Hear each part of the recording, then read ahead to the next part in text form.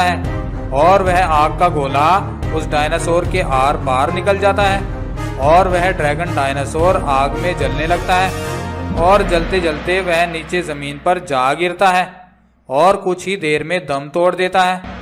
इस तरह से उस ड्रैगन डायनासोर का अंत होता है और जंगल के सभी जानवर राहत की सांस लेते हैं और उस उड़ने वाले दानव का धन्यवाद करते हैं।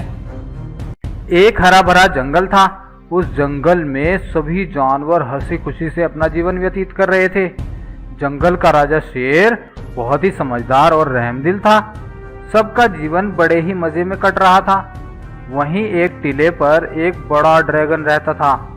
वह बहुत ही ताकतवर था और उसके मुंह से आग भी निकलती थी। एक दिन ड्रैगन ने सोचा, अरे कितने दिन हो गए मुझे इसी जगह पर रहते हुए, अब तो यहाँ बोरियत सी होने लगी है। क्यों ना यहाँ से कहीं और निकला जाए और ताजे भोजन का मजा लिया जाए। ऐसा बोलकर वह ड्रैगन वहां से उड़ता है और आकाश में बहुत ऊंचाई पर उड़ने लगता है।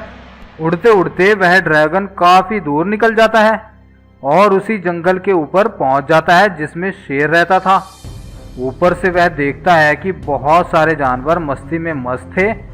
अरे वाह, यहाँ तो बहुत ही मोटे ताजे जानवर हैं। ये तो मेरे कई महीनों के भोजन का प्रबंध हो गया। हा हा हा हा हा। ऐसा बोलकर वह जंगल में नीचे उतरने लगता है। इतने में एक हिरण की नजर उस ड्रैगन पर पड़ जाती है और वह हिरण जोर जोर से चिल्लाती हुई वहां से भागने लगती है। भागो भागो, ड्रैगन आया, भागो, सब अपनी जान बचाओ।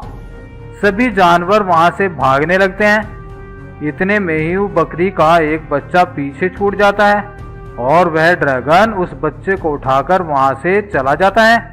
सभी जानवर इस बात से बहुत दुखी होते हैं और सभी महाराज शेर के पास जाते हैं और बोलते हैं, महाराज महाराज, जंगल में एक ड्रैगन घुस आया है और वह मेरे बच्चे को उठाकर ले गया है। प्लीज कुछ करो महाराज। हाँ महाराज, वह ड्रैगन बहुत ही ताकतवर है और उसके पास मुंह से आग उगलने की शक्ति भी है। तो ये बात है।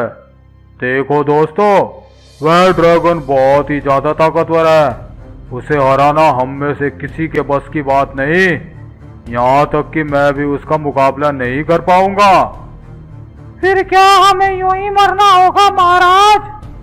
नहीं दोस्तों, हम भले ही ताकत में उससे नहीं जीत सकते, लेकिन हमें उसे हराने के लिए अपनी बुद्धि का प्रयोग करना होगा।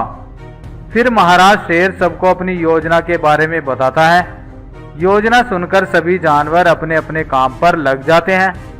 सभी जानवर मिलकर 2 दिन की कठिन मेहनत के बाद लोहे का एक बड़ा सा पिंजरा बनाते हैं, जिसके सुराख बड़े बड़े थे, लेकिन इतने बड़े भी नहीं थे कि उसमें से वह ड्रैगन निकल सके।